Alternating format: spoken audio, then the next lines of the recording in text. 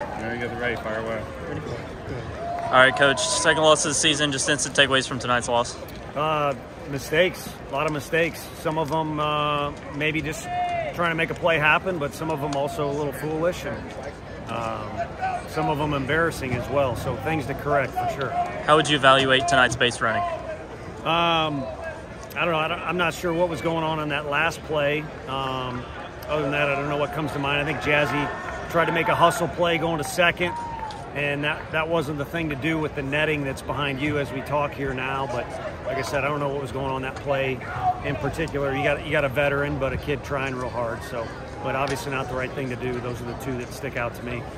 Chase Burns, 73 pitches. What do you think about his start? He was good. He was really good, and you know, he went out there. The one pitch he wished he could have taken back was the 0-2 pitch, double down the line, and that was kind of the end of his night, or the beginning of the end of his night. I think the next two guys reached base.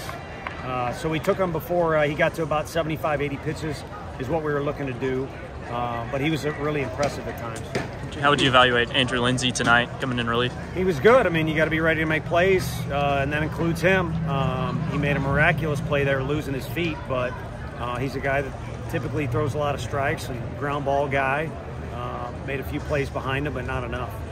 What went into the decision to go with Hunter Inslee at the 2-hole and obviously in center? Just to try something. I wish I had something smarter for you.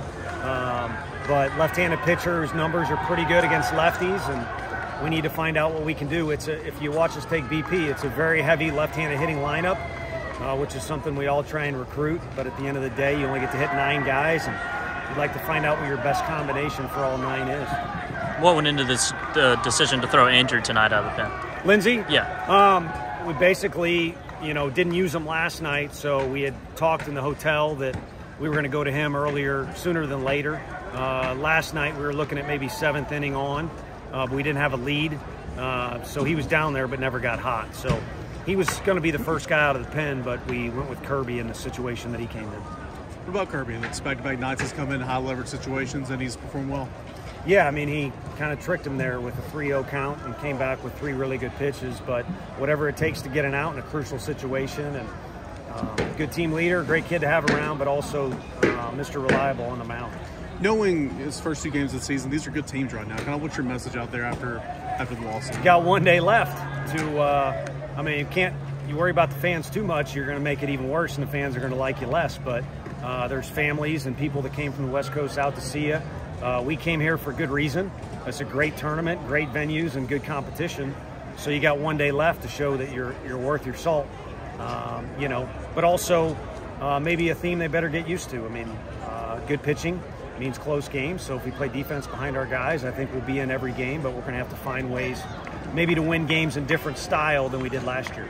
Cal Stark went yard tonight, first one of the season, and got to start as a designated hitter. Kind of what can you say about him? Yeah, he's been good for us since he's been on campus.